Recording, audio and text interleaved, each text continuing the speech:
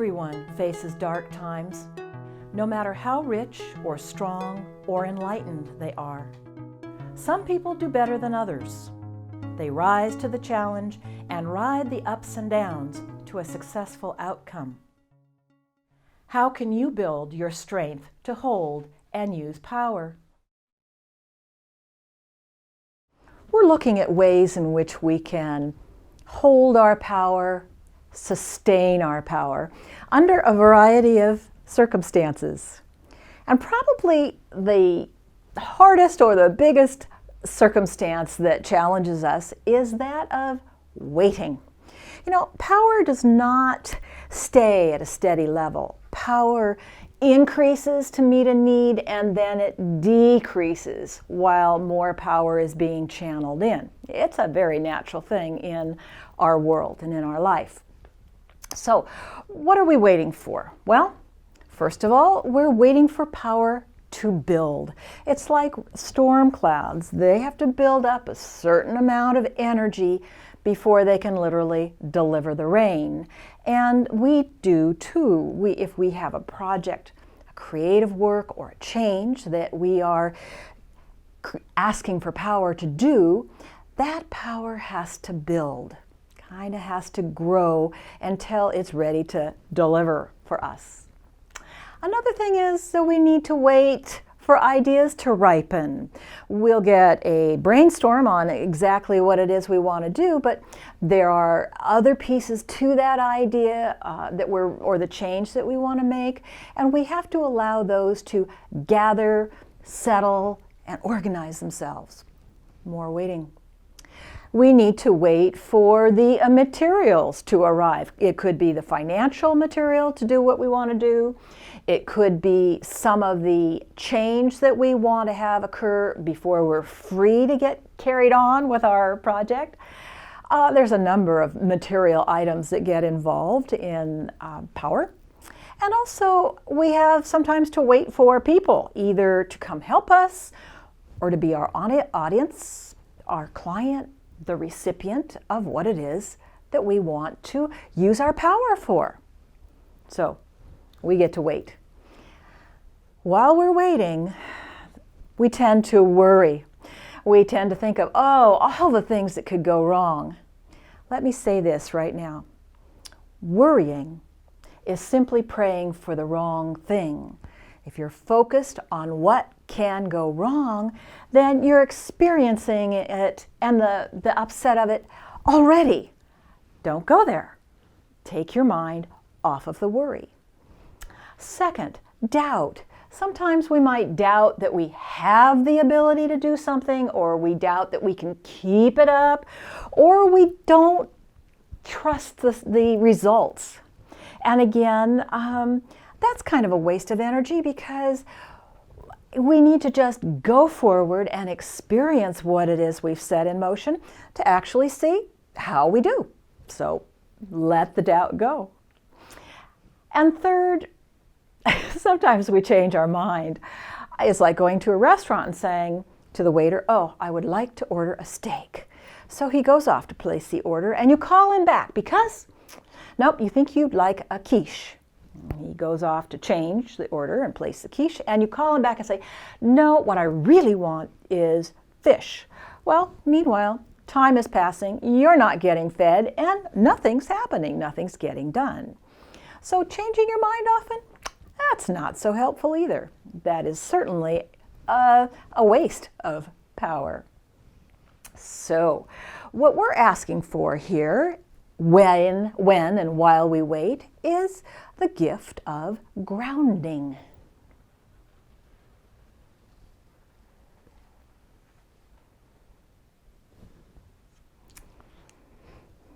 Being grounded means that you have the capacity to stand still. Many times we are so active, we always want to be doing, fixing, running around, getting more, whatever. We want to keep on moving. But that isn't necessarily a good thing.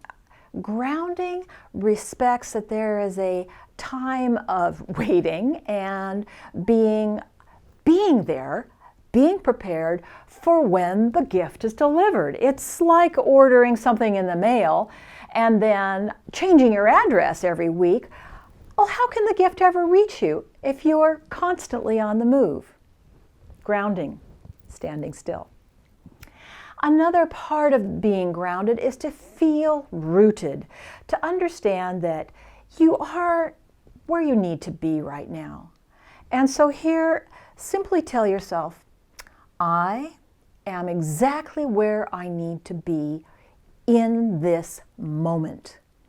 If you're really needing to move somewhere else, that will become very clear to you.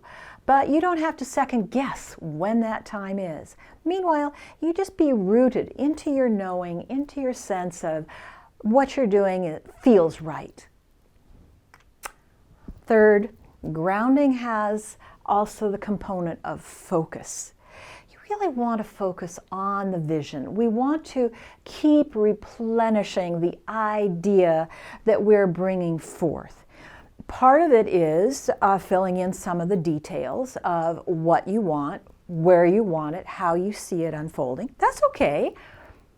But more importantly, is you want to focus on the feeling fulfilled, feeling like you've had a wonderful experience, feeling joy, feeling satisfaction, feeling like you're making some discoveries and it's exciting, so feeling excited. Just feeling content.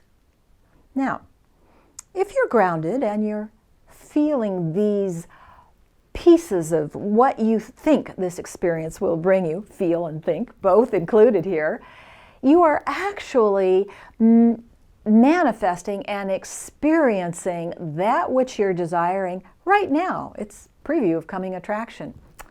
What could be better? All of these approaches in being grounded help you to keep open to the power, to give it the room to come in and sustain you. Now, I would like to show you a tool that I like. I use it a lot, and it's a way of channeling my energy and sustaining my power.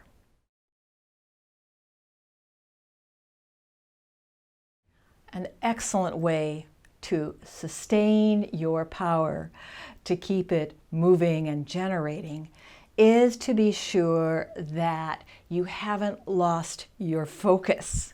This is all about grounding. This is not about worrying or doubting. It is the art of focusing. And the exercise that I would like to provide, or the tool, is called scripting. We're literally going to outline a script for what it is that you want to experience, how you want to apply your power. Now, this is a physical process. I am going to be writing these things out. I'm not using a computer because I want more action coming from my body than just from my fingertips. I'm not keeping this in my head because head is mental, writing is physical, and we want to experience this in as many ways as we can. In scripting, we always start with this. Thank you for these gifts. We are affirming that what it is that we're asking for is already on the way. Speaking of already on the way, when would you want to do this? If you are someone who worries, you would best be able to do this the night before. Before you go to bed, you write these things out. Then all night long, they are being worked out as you sleep. So by the time you wake up, everything is firmly in place.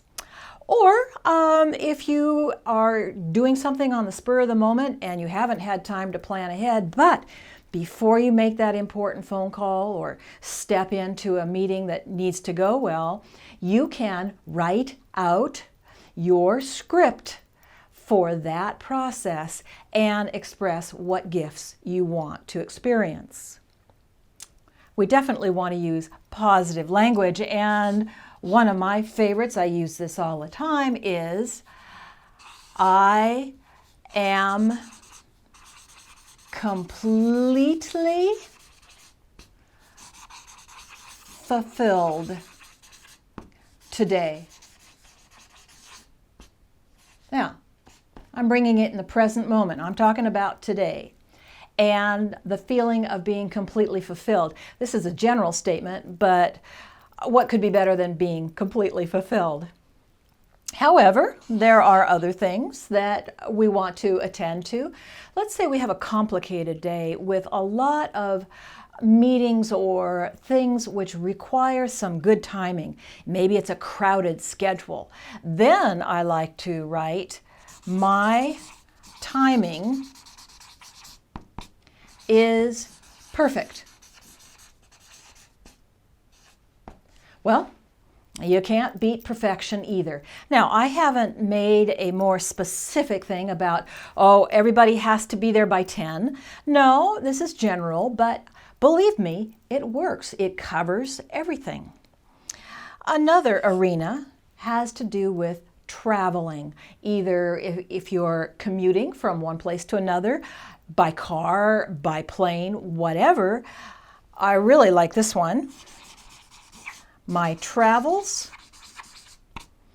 are smooth and easy. It takes the worry out of traveling. Then you know, even if there's a slight delay, because you've said my travels are smooth and easy, the delay is factored in and you'll be fine.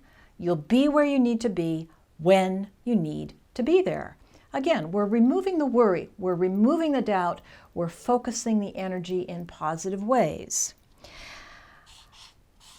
There will be specific things to a day or to you and what you need. And let's say you have a difficult conversation to hold with a friend, with a mate, with a partner, with a vendor, with somebody, and you want to be sure that the communication is clear.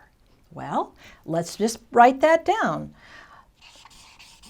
The communication is clear and benefits both of us.